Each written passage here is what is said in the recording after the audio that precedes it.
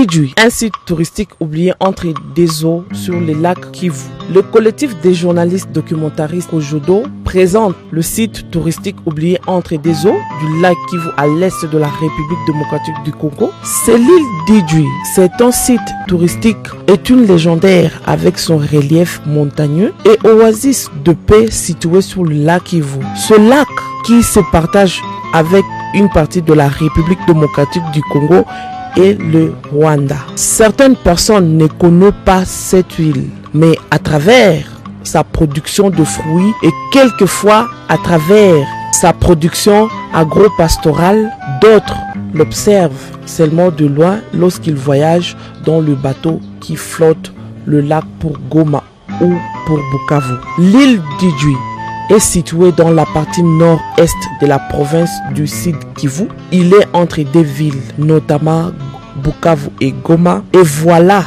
le membre du collectif des journalistes documentaristes Kojodo ainsi qui nous donne une description de cette île reposante et touristique. Un documentaire du collectif des journalistes documentaristes Kojodo.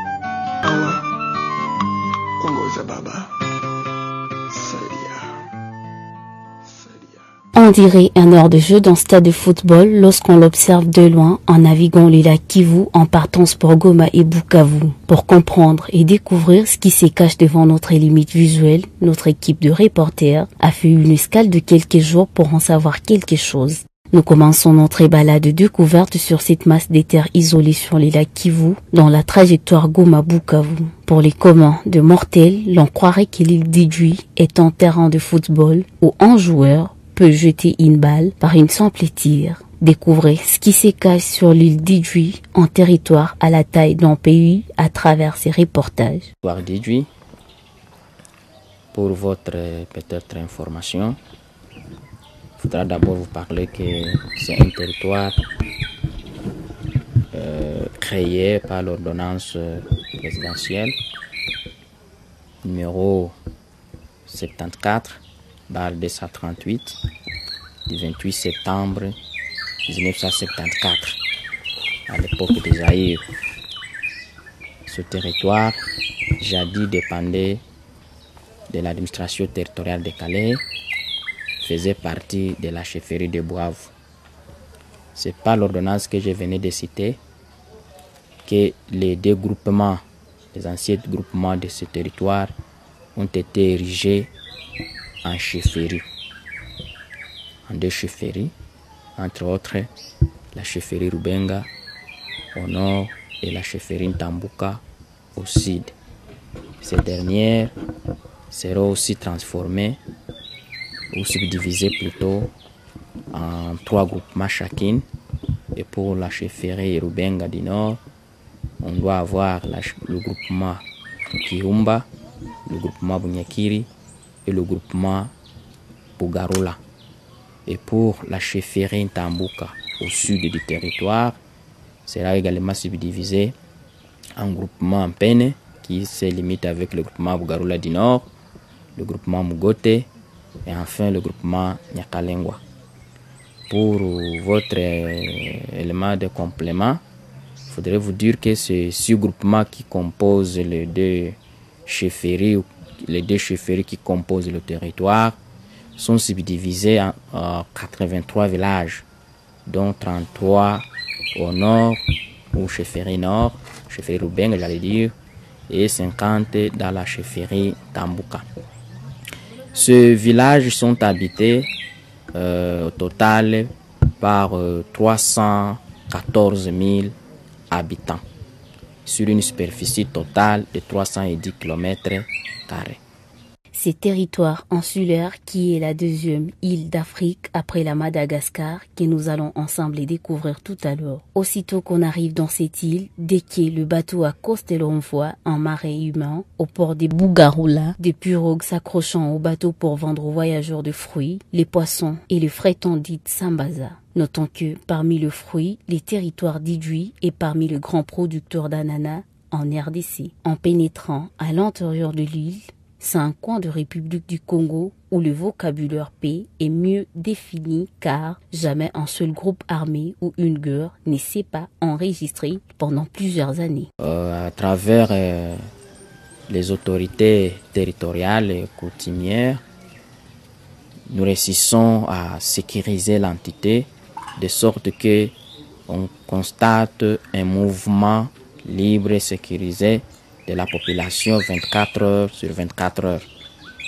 Bon, bien sûr que la sécurité zéro n'est pas quelque chose de garanti, mais nous avons quand même une sécurité, un niveau de sécurité très important. La République du Congo possède plusieurs coins et sites à visiter, mais peu sont documentés pour attirer les touristes. Ici, nous parlons de l'île d'Idjouï, d'abord par rapport à son positionnement géographique. Elle est au centre de deux villes, notamment Goma et Bukavu. Vu son environnement naturel de la pêche artisanale, il y a aussi l'aspect de voyage sur les lacs par pirogue non polluante, ses reliefs montagneux et ses îlots. On ne peut lui priver de son statut touristique. Des pirogues et pêcheurs sur les lacs des collines, une vue sur large du lac et des îlots. Bien dit. C'est vraiment un site touristique. Je sais féliciter par cette occasion les notables de l'île d'Idjouï qui sont en train d'ériger, je dirais peut-être d'embellir la beauté de l'île d'Idjouï à travers les actions de construction d'hôtels pour juste intéresser le monde touristique à pouvoir être attiré, venir visiter l'île d'Idjouï, avoir un cadre intéressant pour leur séjour dans l'entité. Franchement à visiter Idjouï, et surtout que nous venons d'avoir ou d'acquérir un poste frontalier. Donc même pour ceux qui viendront, je ne sais pas d'où, comme la porte de sortie c'est toujours, nous on ne sait pas Kinshasa, c'est Kigali ou Bujumbura, ils peuvent toujours sortir par Kibuye et entrer à Idjouï, et c'est autorisé maintenant. Il faut que tout le monde vienne y visiter Idjouï, l'île essentielle. Nos plages à sable lavé, nos montagnes avec beaucoup d'histoire, nos îlots et la grande île elle-même. Non, c'était pour son cousin, le prince Antoine de Ligne. Il a foulé ses pieds à Idjouï, le roi Albert, qui vient bientôt décéder de fauteuil à son fils, il a dormi à Idjouï. Et cette maison, après le départ des Belges, c'était je pense en 1974, la zanisation. Oui. Et ça a été cédé à Mobutu. Et cette maison s'appelait Mongalier Madé. C'est la résidence de Kirumba. Maintenant c'est une ruine, mais elle est là. Okay. C'est ça l'histoire, donc c'était une maison... Au fait, même l'île en soi. L'île en soi, c'était une île, je dirais, de la royaume de Belgique. Parce que c'était le prince belge qui avait presque 60% de l'île. Bon, je ne sais pas, parce que chacun a sa façon de voir les choses. Il y a les gens qui aiment bien les routes macadamisées et les lampes électriques. Ici, tout est éco. Il n'y a pas d'électricité, on n'a que des panneaux solaires. Il n'y a pas de routes macadamisées, on n'a que des routes à latérite. Donc chacun a sa façon de voir les choses et son goût. La vie n'est pas toujours illustrée des bonnes choses, il y a toujours des choses qui manquent, comme on peut les constater par exemple, c'est dans la foulée, nous pouvons voir un beau bâtiment qui héberge le bureau administratif du territoire, mais l'on a constaté quelques manquements, notamment les moyens des déplacements pouvant permettre la mobilité de l'autorité administrative vers ses administrés qui sont éloignés du chef. En dépit de la quiétude qui y règne, il y a également les besoins des maisons pénitentiaires. Malgré tout, l'espoir est permis. Nous pouvons peut-être parler ici d'un faible appui ou accompagnement parce que il s'observe encore que beaucoup de nos institutions ne disposent pas suffisamment de moyens de déplacement.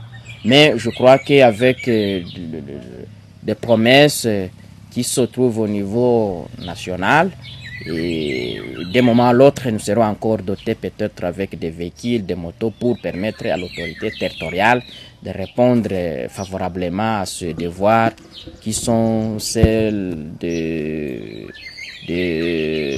d'itinérance, de mouvement, de circulation dans la communauté afin de s'imprégner des réalités administratives, de la vie quotidienne de sa population. Pour associer l'utile à l'agréable afin de consolider cette paix qui sévit dans cette oasis isolée dans l'île Kivu et de raconter la petite histoire de l'île d'Idjwi dans des salons VIP, contrairement à ce qui s'imagine, vous retiendrez que c'est une partie de la RDC, de la province du Sud Kivu, pourtant réputée et documentée du berceau des conflits armés, mais Idjwi est moins connu de plusieurs personnes. C'est un milieu calme où l'on entend qu'il y ait les cris d'oiseaux et les lacs qui tapotent ses rives. Pour la petite histoire, grâce à son hospitalité et sa quiétude, que des milliers de réfugiés rwandais se sont réfugiés en 1994. La population doit consolider ces denrées rares pour son développement. Je demande à la population d'Idjwi de beaucoup investir dans la sécurité parce que c'est la base du développement. Tout ce que nous réussissons à réaliser sur l'île d'Idjwi, c'est vraiment le fruit de la sécurité que nous avons du jour au jour.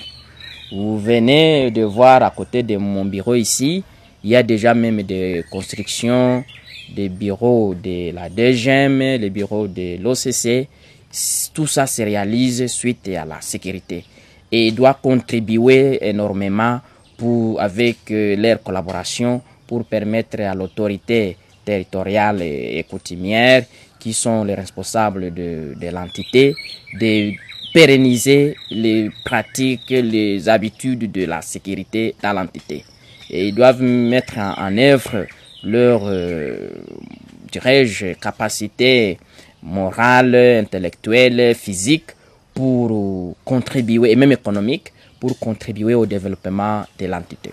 Il dut oublier, mais ses enfants n'ont pas baissé la garde par leurs propres efforts et certains visionnaires amoureux de la nature ont investi dans les transports lacustres pour l'île. D'autres ont développé l'écotourisme pour donner une valeur ajoutée à cette première île interne d'Afrique, car Madagascar est un peu retranché du continent par l'océan, tandis que pour Idjwi est l'intérieur entre deux villes de deux provinces de la République démocratique du Congo. Sa vocation touristique se démontre par un boom dans l'hôtellerie, ces territoires insulaires qui a la capacité d'héberger ses visiteurs dans des hôtels comme partout dans le monde. Pour vos repos, vos recherches et pensées de visiter l'île d'Idjwi, il y a des choses moins stressantes. Un havre de paix certainement attire bien de visiteurs que d'investisseurs en hôtellerie, comme nous les témoignent ici. Certains souhaiteraient valoriser la culture coutumière et ancestrale.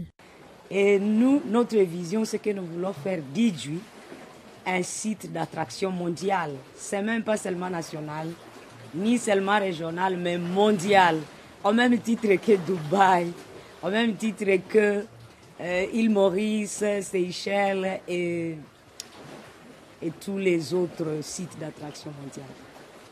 Donc la terre d'espoir, jusqu'ici, nous offrons l'hôtellerie, ça signifie l'hébergement. Nous disposons de 15 chambres de luxe et toutes arrosées par du Wi-Fi à bas débit. Et nous débrouillons avec l'énergie, nous utilisons l'énergie renouvelable avec panneaux solaires. Mais ce 24 heures sur 24, nous on ne connaît pas les histoires de délestage, Inakuya, Inarudia. Ça ne se fait pas à Hopland. Et nous avons la restauration et le bar. Là, nous sommes dans le restaurant-bar de Hopland Idjwi. Mais nous avons aussi d'autres espaces où vous pouvez voir la télévision. Parce que nous favorisons les vacances. Nous voulons que les gens voient. Nous n'avons pas préféré mettre la télévision dans chaque chambre. Parce que nous voulons que le moment où les visiteurs vont aller voir la télévision, que ce soit un moment vraiment de communion. Nous avons aussi une grande salle pour les réunions ou toutes les autres manifestations. C'est une salle polyvalente. Le port était ici derrière, à Mouchangue, à côté du guest house Balamagi.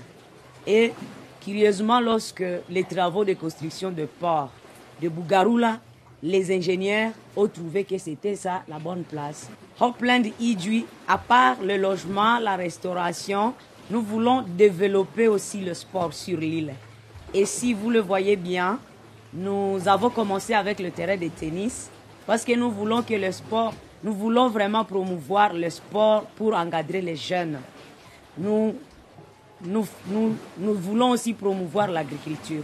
Et c'est comme ça que nous avons la ferme Hopland.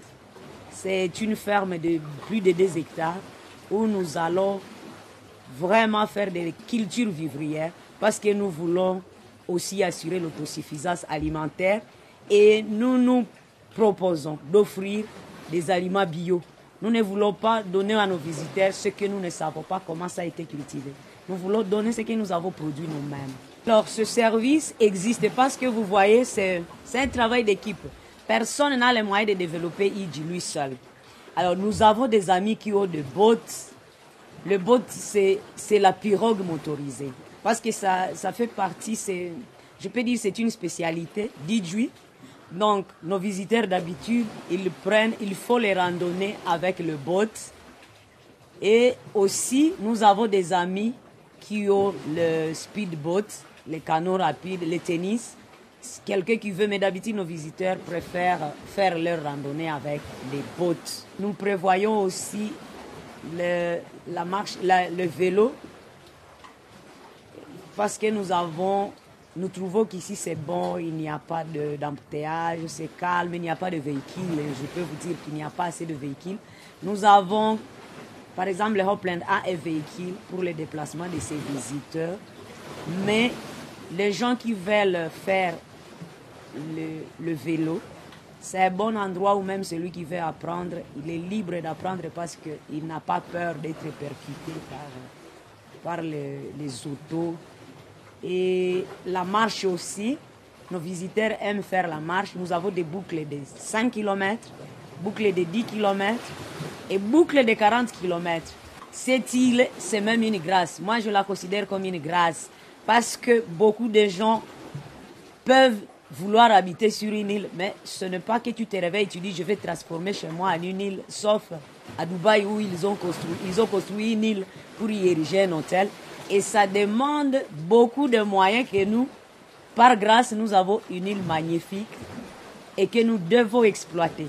Et vraiment, nous voulons que les gens viennent découvrir IDJ. Et nous lançons un appel à la jeunesse de pouvoir regarder comment ils doivent s'impliquer pour retrouver leur vie ici. Parce que partout, il y a des chômages. Il y a des gens qui cherchent du travail et qui cherchent comment gagner leur vie.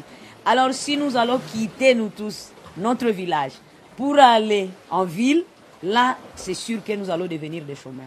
Alors que si nous voulons créer à IDJ et chercher notre vie à IDJ, là, nous avons plus de chances de trouver du travail.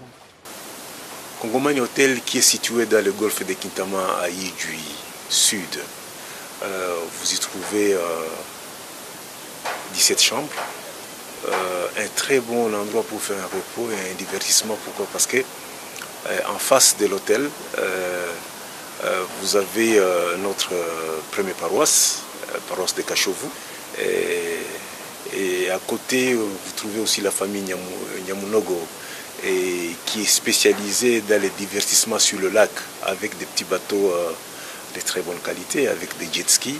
Donc si vous voulez aller vous reposer là-bas, et même les enfants qui veulent faire le jet ski, ils n'ont qu'à appeler l'écotourisme et on va arranger les contacts. Je disais qu'il y avait 17 chambres, qui sont des chambres très luxueuses et spacieuses aussi, parce que vous trouvez des grandes lits et un bon personnel accueillant qui vous prépare un peu du poisson et des sambaza avec de bissamouignou grillé. Vous y trouvez vraiment un très bon moment de faire un repos quand vous aviez été dans les grandes villes comme Bukavu et Goma. À IDJ, que ça soit au nord qu'au sud, les rêves est permis, car la nature est béate et l'effervescence des hôtels le témoigne. Alors, la cuisine, on va faire un peu une cuisine surtout internationale, on peut dire. Même si je parle d'africanisé ou quoi, mais à la besoin, on peut faire même des choses africaines. Mais notre cuisine, ce sera plus international sur le sort italienne ou quoi. On va faire même de la cuisine, parce que moi je suis un peu originaire de l'Érythrée et de l'Éthiopie. On va faire même de la cuisine érythréenne et éthiopienne. Mais pour ça, on va s'organiser. Pour le moment, ce sera seulement la cuisine, on peut dire, européenne. Voilà. En futur, ce sera même africaine. On espère de faire des multi-ethniques quand même. Oui, les autres services qu'on peut donner, c'est de faire les randonnées sur les lacs et tout ça. On peut donner des motoscaphes. On va s'équiper avec des vélos. On va s'équiper quand même avec des attractions, surtout sportives, parce que les gens, dès qu'ils arrivent ici, ils aiment se promener, partir en vélo, partir en moto, tout ça. On va s'équiper à faire vraiment des choses pour donner le plus possible des amusements à les personnes.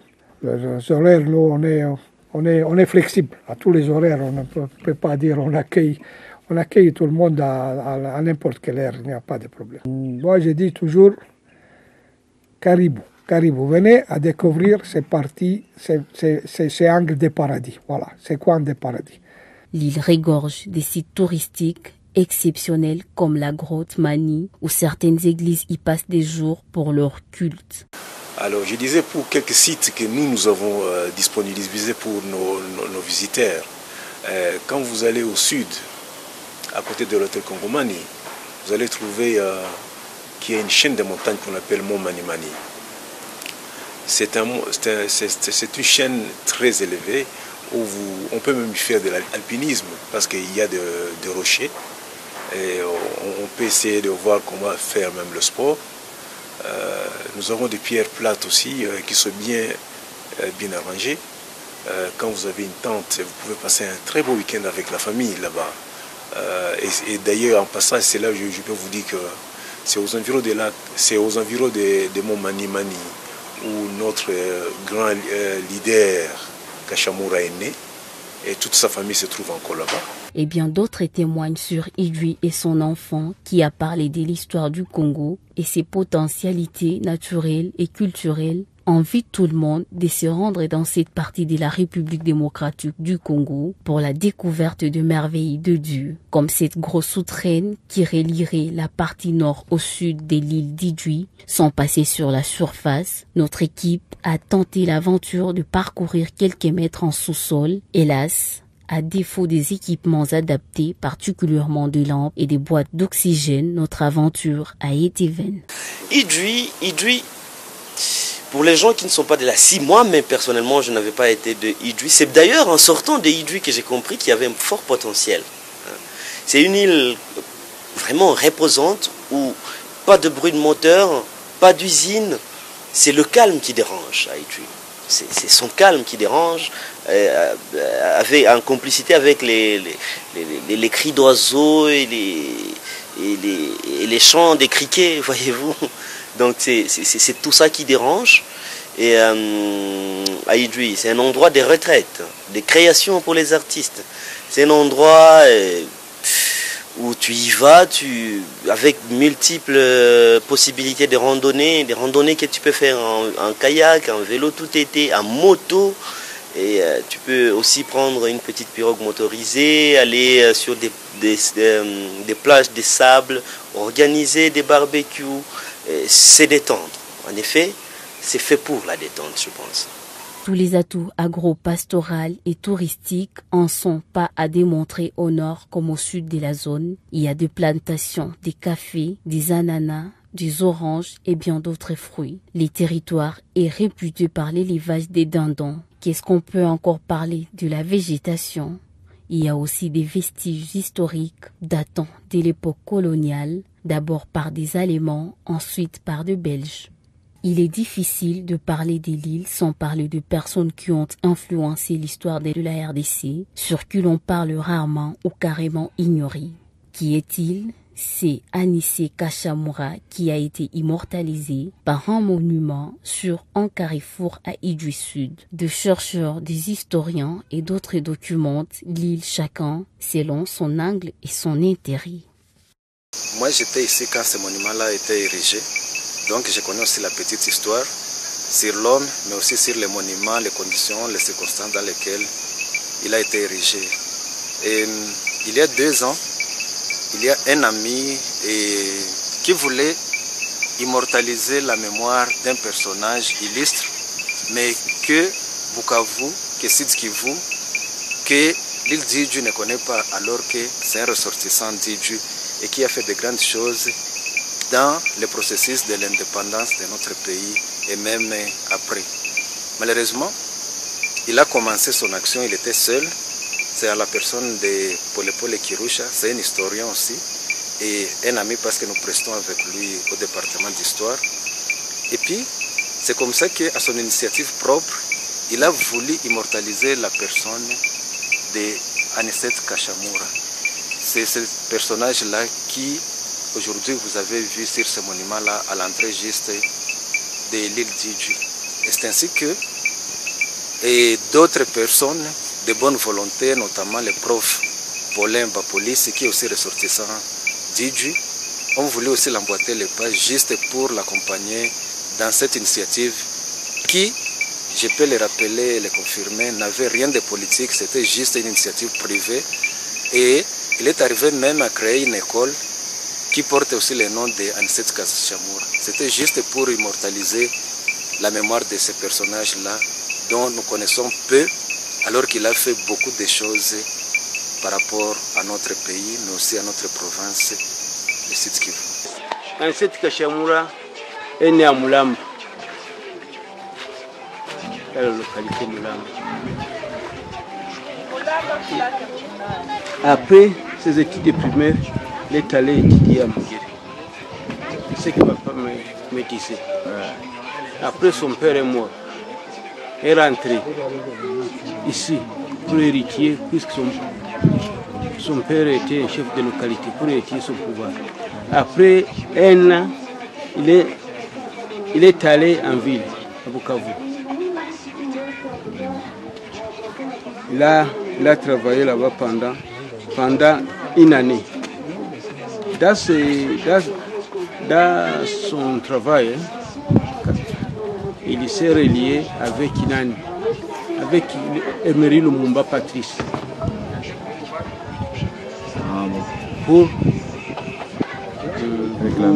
pour l'élite de l'indépendance. Je l'ai vu à Léini en 1996. À Léini, puisque papa me disait que Kachamura est parmi les gens qui ont lutté pour l'indépendance. Alors, quand j'étais à l'école en CO, j'avais vu et revu de Kachamura. J'ai été fort touché, triste, puisque quand on nous disait comment Kachamura avait fait une lutte pour que le Congo soit libéré. Là vous avez vu, je pense, les chambres, vous avez visité les chambres qui sont écologiques. C'est un logement écologique où il n'y a pas de sachets, où il n'y a pas de bouteilles en plastique et tout. Et en dehors de ça, on a plusieurs attractions qu'on peut faire, entre autres le kayak, le vélo VTT, la marche paisible d'Idju, parce que c'est l'île le plus sécurisée du monde. Et en dehors de ça, on a des randonnées.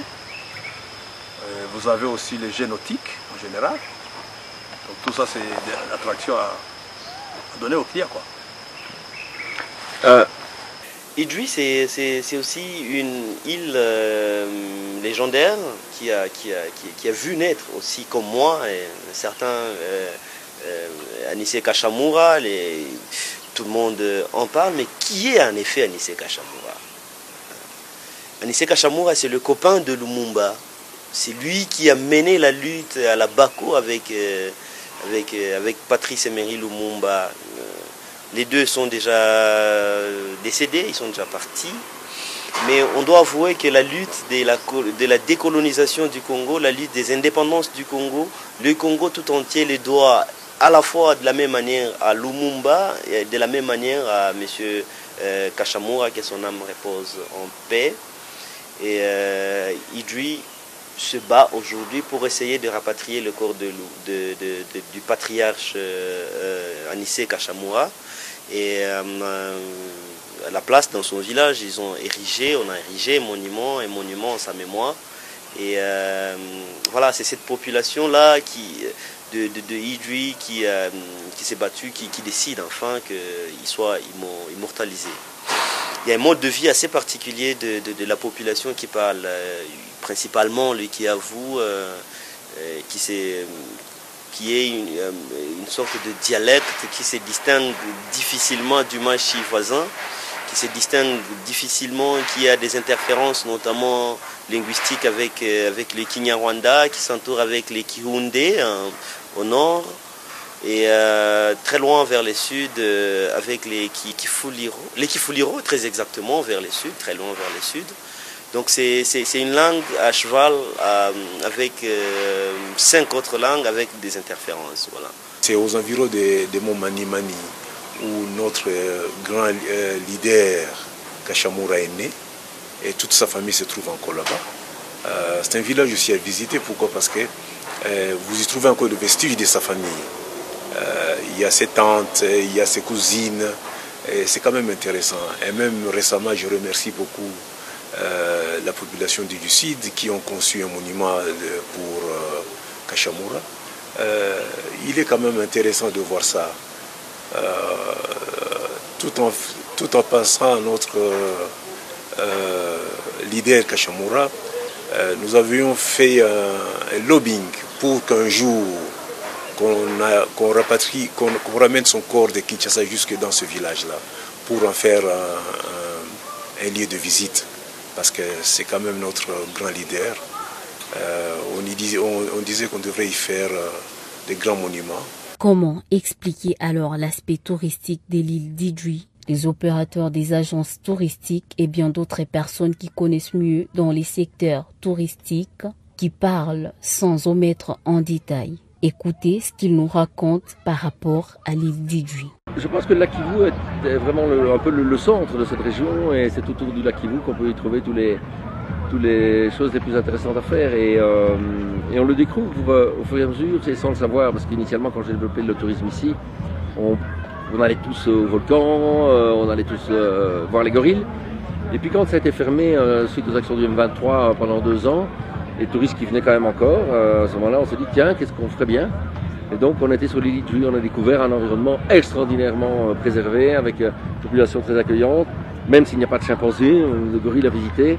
Mais il y a vraiment une nature, des îlots, des bords de lacs absolument extraordinaires. Et de l'autre côté également, je pense que le Rwanda en profite aussi beaucoup avec des stations comme Kibuye qui attirent beaucoup de gens et sa plage de Gizeni. Ou bien du côté congolais, nous avons, dans Komeki, focalisé notre aide aux petits planteurs, parce qu'on n'aide que des petits planteurs de moins de 2 hectares, à développer, à retrouver vraiment une activité pérenne. Par le café, eh bien, ils sont tous situés autour de Minova, où nous avons d'ailleurs construit un guest house pour pouvoir aller de manière un peu plus longue, rester sur place. Et donc, c'est vraiment tout autour de ça qu'on emmène les gens. Et on peut parler, ce n'est pas très loin non plus du lac Kivu, c'est Massissi. Et les Massissi sont une région, appelée la petite Suisse du Kivu, mais qui recèle aussi un paysage incroyable. De Mouchaki, vous avez la plus belle vue que vous pourriez avoir au monde presque. Vous avez tout le lac qui s'étend jusqu'au Rwanda, et puis derrière vous, vous avez des élevages avec des centaines de milliers de bétail. Vous prenez un bateau et vous traversez ce qu'on appelle Grand Lac, parce que c'est là étant la partie la plus vaste, la plus étendue du lac Kivu. Vous y arrivez, la première île que vous voyez qui s'appelle Ntagamboa, là vous trouverez des bungalows, des possibilités de logement dans une île qui appartient jusqu'à maintenant à un vieux monsieur belge qui malheureusement vient de décéder il y a peu, qui s'appelle monsieur Popol. J'ai des souvenirs avec cet homme que j'ai vu quand j'avais 6 ans à Idri, avec mon grand-père qui lui était le Mwami de Idri à ce moment-là, Mwami Rubenga Georges. Et donc ce monsieur avait un voilier sur le lac. Il avait un bateau à voile. C'était la première fois que je voyais un bateau à voile, parce qu'à ce moment-là, il y avait seulement 2 bateaux deux bateaux lents et deux autres qui sont plus rapides, deux vedettes et deux bateaux ordinaires. Il y avait Karisimbi, il y avait Mikeno, et parmi les vedettes, il y avait Matadi Mbandaka.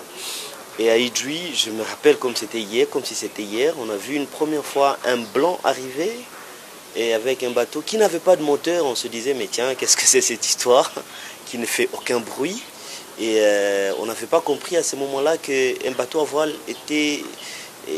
que c'était possible d'avoir un bateau à voile qui navigue. On se disait, tiens, les Muzungu, ils sont pas sérieux, ni balozi.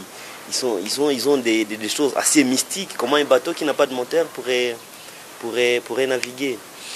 Et donc, de là, de cette petite île qui s'appelle Ntagamboa, vous traversez, vous arrivez à une autre île qui s'appelle Ntaligeza. C'est une sorte d'archipel en tout cas. Il y a 4 à 5 îles à l'entrée de Idjouy. Vous arrivez sur la terre ferme de Idjouy, la grande île. C'est là où vous découvrez effectivement la maison qui appartenait au prince de Ligne, qui après a changé de propriétaire. Et dans la zaïrianisation, quand Mobutu était au pouvoir et a décidé que tous les biens qui étaient détenus par les Blancs devraient être récupérés par les Zaïrois de l'époque, c'est comme ça que cette maison, la maison du prince de Ligne et de la royauté du métropole belge, a changé de propriétaire et a appartenu enfin à M. Bisengimana, qui à ce moment-là était secrétaire particulier du président Mobutu.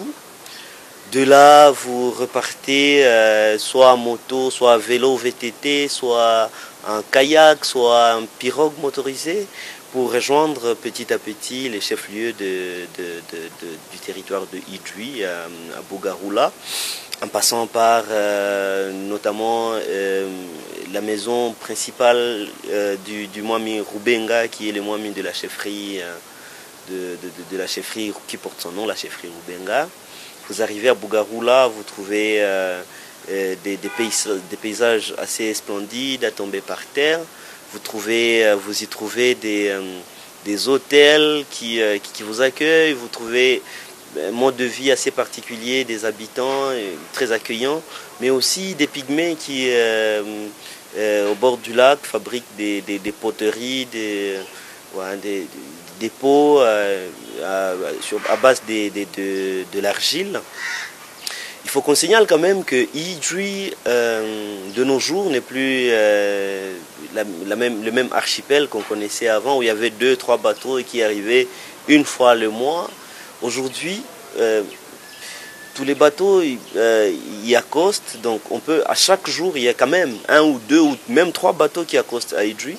Donc on ne va plus parler de l'hypothèse d'enclavement de Idjouy, c'est devenu assez désenclavé. Il y avait un problème d'hôtel, maintenant il n'y en a plus. Un problème des restaurants, maintenant il n'y en a plus. La gastronomie évolue très bien. Comment des gens parviennent à accéder sur l'île qui est isolée sur une grande masse d'eau entre 2 villes sœurs de la République démocratique du Congo, mais d'une ville rwandaise? Il est aussi clair comme l'eau des roches que certains fils et filles de cette île ont amorcé les transports lacustres par la construction des bateaux made in Congo pour désenclaver leur territoire. Aujourd'hui, un service de migration est institué grâce au dynamisme de ses habitants.